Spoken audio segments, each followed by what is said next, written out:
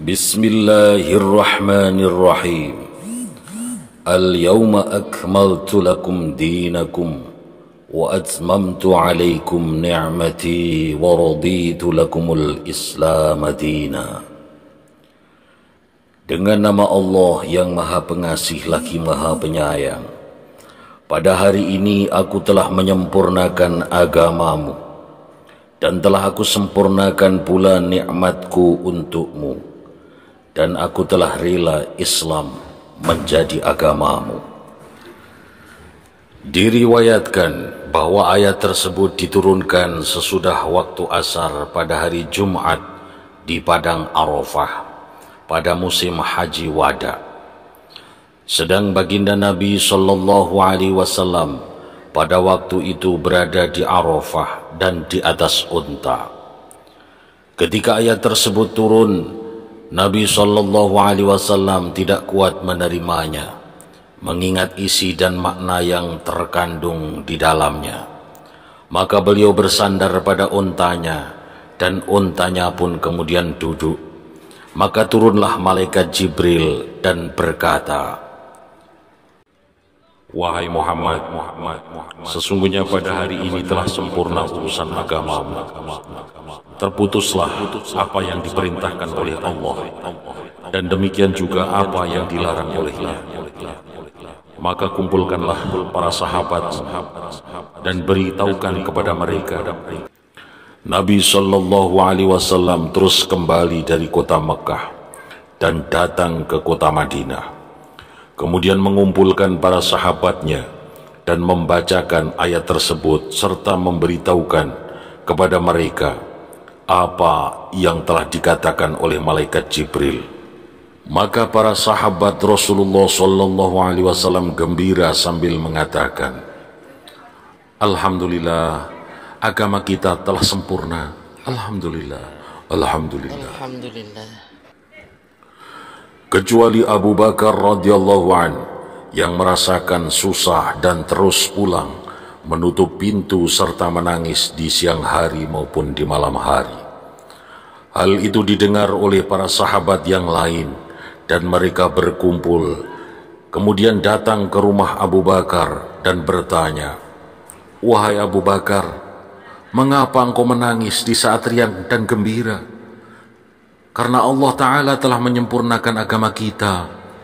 Abu Bakar menjawab, "Wahai teman-teman, kalian tidak tahu musibah yang menimpa kamu. Tidakkah kamu sekalian mendengar bahwa suatu perkara itu bila sempurna menjadi tampaklah kekurangannya? Dan ayat ini juga menunjukkan perpisahan kita dengan baginda Nabi SAW. Keadaan Hasan Husain menjadi yatim dan istri-istri baginda Nabi menjadi janda semuanya." Mendengar itu, maka terjadilah jeritan-jeritan, teriakan-teriakan di antara para sahabat, dan semuanya menangis.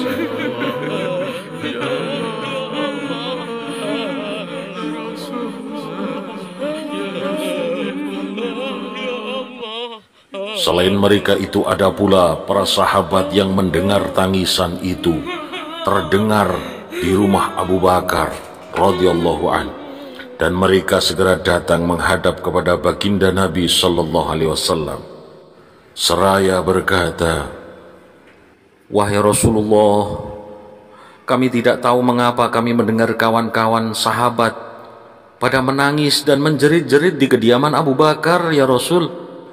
Maka berubahlah ruman muka Nabi SAW serta merta berdiri dan cepat-cepat pergi kepada para sahabat di kediaman Abu Bakar. Dan beliau mendapatkan mereka betul-betul menangis dan menjerit-jerit. Kemudian beliau bertanya kepada mereka, "Apakah yang menyebabkan kamu sekalian menangis?" Sahabat Ali radhiyallahu an menjawab, Abu Bakar mengatakan, "Saya telah membau dari ayat ini akan bau tanda-tanda wafatnya engkau, wahai Rasulullah.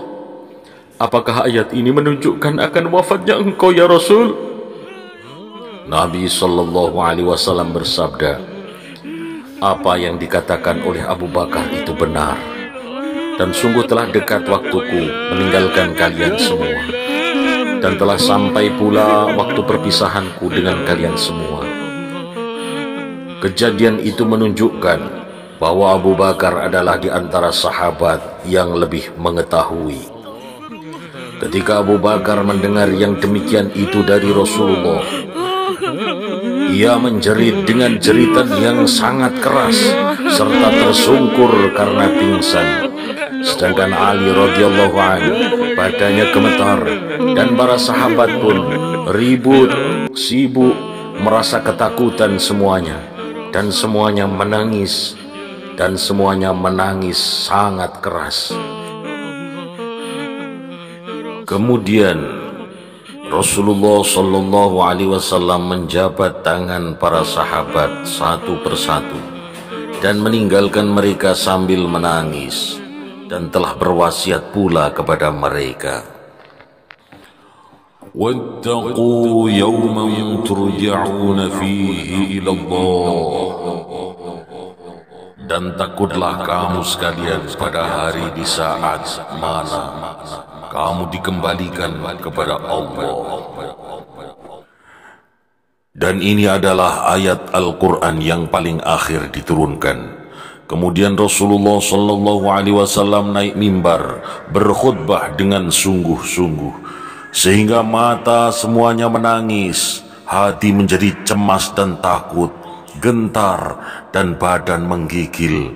Sedang Rasulullah Shallallahu Alaihi Wasallam menyampaikan berita yang menggembirakan dan yang menakutkan.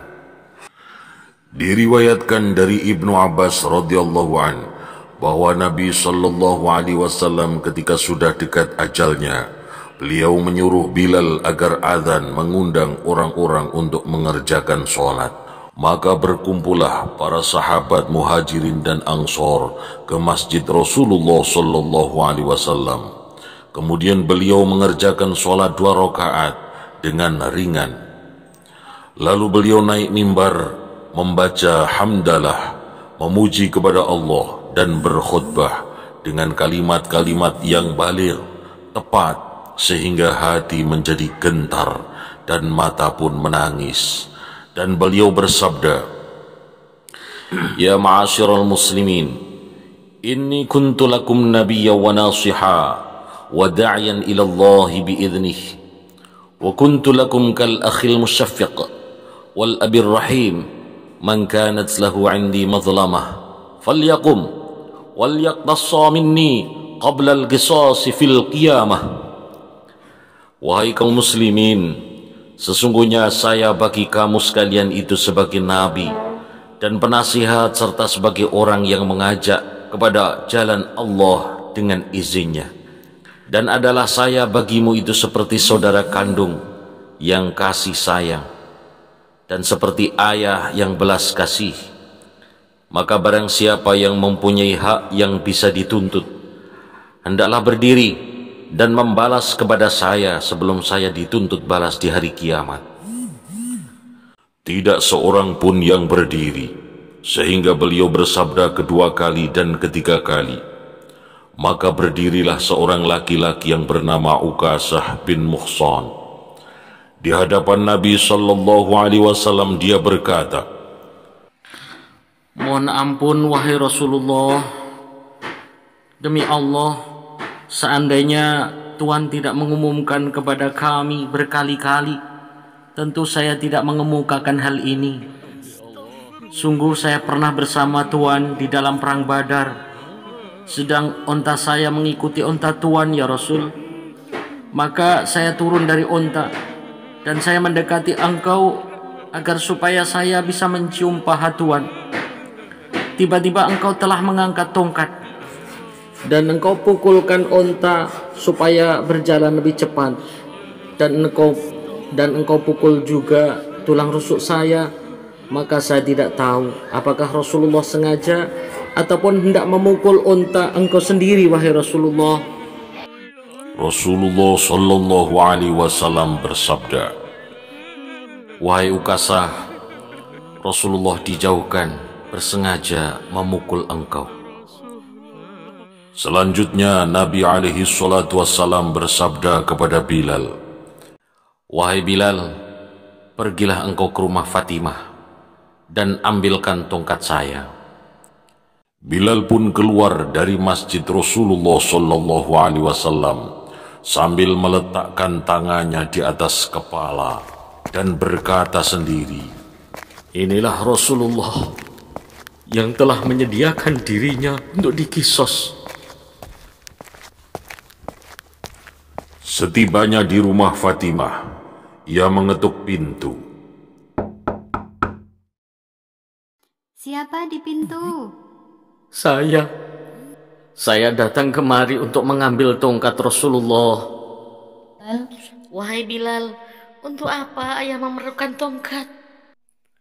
Wahai putri Rasulullah, sesungguhnya Rasulullah telah menyediakan diri untuk dikisos.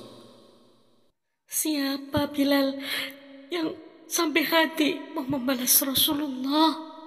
Ukasah.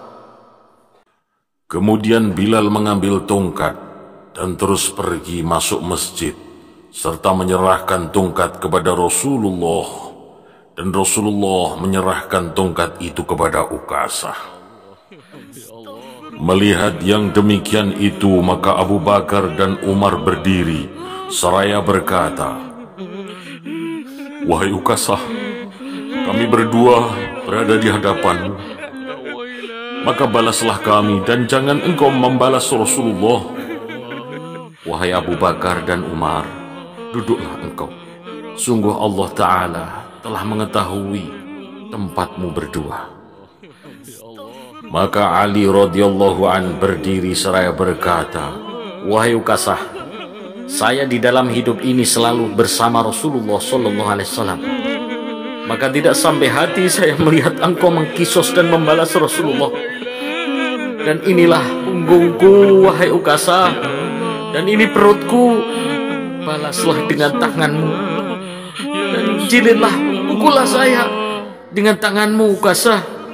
Rasulullah sallallahu alaihi wasallam bersabda, "Wahai Ali, duduklah. Sungguh Allah telah mengetahui tempatmu dan niatmu, wahai Ali." Tapi, ya Rasulullah,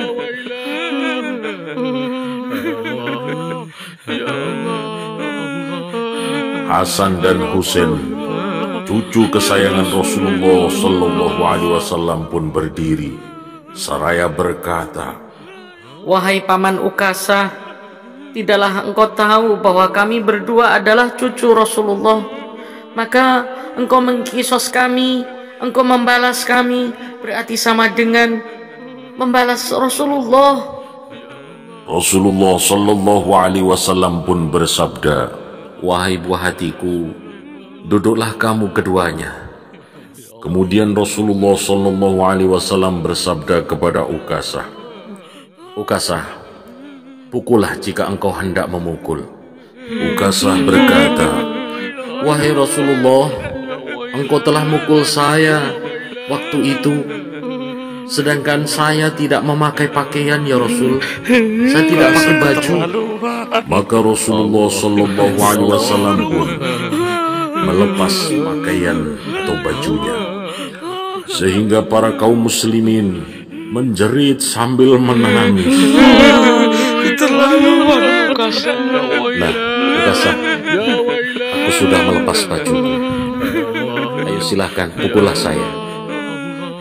Tatkala Ukasah melihat badan Rasulullah yang putih itu, dia menubruk berlari, memegangnya dan menciumi punggung Rasulullah sallallahu alaihi wasallam seraya berkata, "Saya tebus engkau dengan jiwaku, wahai Rasulullah. Siapa orang yang sampai hati membalas engkau? Sungguh saya melakukan yang demikian ini dengan harapan agar supaya badan saya yang hina ini bisa bersentuhan dengan badan engkau yang dimuliakan oleh Allah Subhanahu wa Ta'ala." Rasulullah sallallahu alaihi wasallam bersabda, "Saudara-saudara, ketahuilah, barang siapa ingin melihat ahli surga, hendaklah dia melihat orang ini. Dia melakukan sesuatu karena kecintaannya padaku. Ukasa, engkau beruntung. Ukasa. Mustafa balligh maqasidana waghfir lana ma madha wa